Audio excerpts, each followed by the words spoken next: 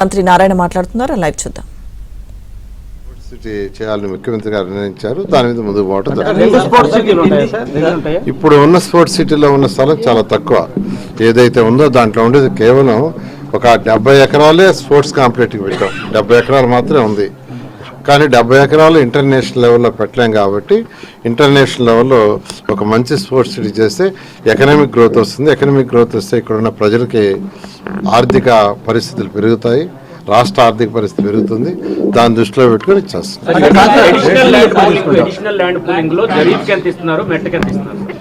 గతంలో ఏదైతే ఇచ్చామో అంటే జరీబ్ అయితే 1000 ప్లస్ 450 చదరపు గజాలు, జరీబ్ కాకుండా ఉంటే 1000 ప్లస్ 250 సేమ్ అదే గతంలో ఏదైతే జీవో ఇచ్చామో అదే జీవో ప్రకారం యాన్యుటీ కానీ ల్యాండ్ రేషియో కానీ ఎవ్రీథింగ్ డిట్టు అలాగే పోతుంది. అంటే ఇదేనా ఇంకా ఉంటుంది? అంటే ఇప్పుడు 2 దశలు అన్నారు, ఇప్పుడు 3వ దశ కూడా ఉంటుంది. ఎందుకంటే ఇప్పటికే మీరు చెప్పారు 44,000 ఎకరాలు తీసుకోవచ్చు. ఇప్పుడు యాక్చువల్గా ఇమ్మీడియట్ గా ఇంటర్నేషనల్ స్పోర్ట్స్ సిటీకి, రైల్వే ట్రాక్కి, ఇన్నర్ రింగ్ రోడ్ ఏదైతే వస్తుందో ఆ ఏరియాలో ఈ ల్యాండ్ ఇచ్చి తీసుకున్నాం.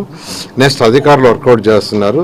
ఎయిర్పోర్ట్కి కానీ ఆ ఎయిర్పోర్ట్కి, స్మార్ట్ ఇండస్ట్రీస్కి తీసుకోవడానికి కూడా వర్కౌట్ చేస్తున్నారు. త్వరలో దాన్ని కూడా వర్కౌట్ చేసి ఫుట్బాల్ స్టేడియం అది వర్కౌట్ చేస్తున్నారు. వర్కౌట్ చేసిన తర్వాత చెప్తాం. సార్, ఇంటర్నేషనల్ ఫుట్బాల్ స్టేడియం ఒకటి MOU వైజాగ్ అయింది కదా, అది కూడా ఇక్కడే ఉంటుంది.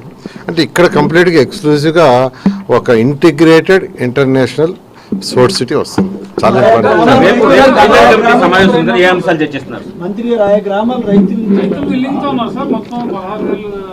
గ్రామ కమిటీలు పెట్టారు కలెక్టర్ గారు. అవన్నీ వచ్చినాయి. యాక్చువల్గా వాళ్ళందరూ యాక్సెప్ట్ చేశారు. దాని మీద యాక్చువల్గా ఇవాళ క్యాబినెట్ లో పెట్టారు.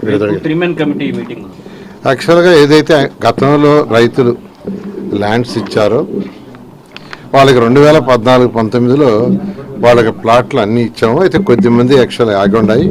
దానికి అనేక కారణాలు ఉన్నాయి. ఆ కారణాల్లో కూడా మెయిన్గా ఏంటంటే జరీబు నాన్ జరీబ్ అని క్లెయిమ్ చేస్తూ ఒక కొద్దిమంది ఉన్నారు. రోడ్డు హిట్స్ అవుతున్నాయని కొద్దిమంది ఉన్నారు.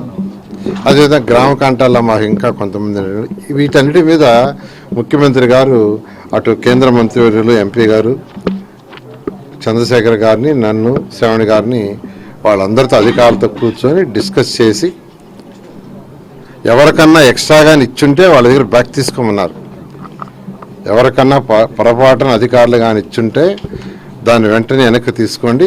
ఎవరికన్నా ఇవ్వాల్సి ఉంటే దాన్ని యాక్చువల్గా 1-2-3 సార్లు స్టడీ చేసి ఇవ్వమన్నారు.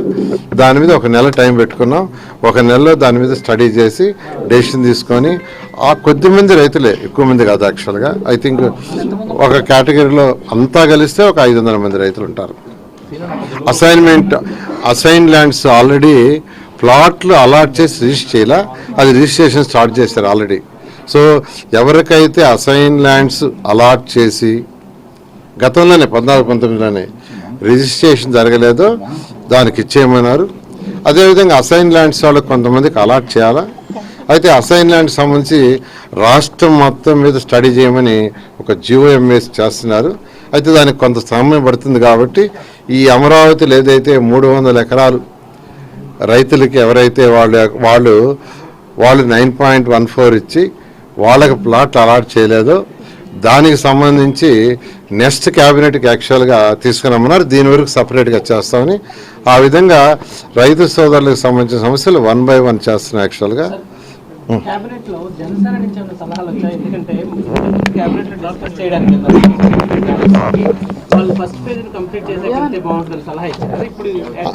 వాళ్ళు చెప్పింది ఏంటంటే రైతు సోదరులు కొందరు వస్తున్నారు, సమస్యలు ఉన్నాయన్నారు.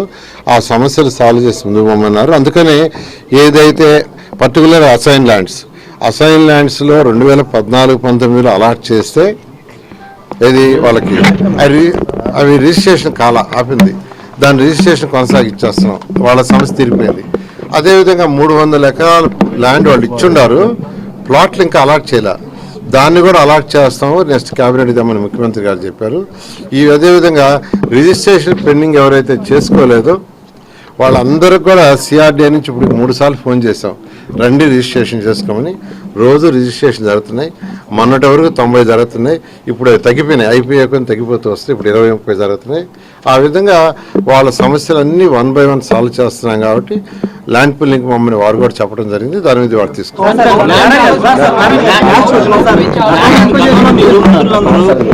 వెళ్ళి రైతులతో మాట్లాడి ఒక భరోసా కల్పించారు.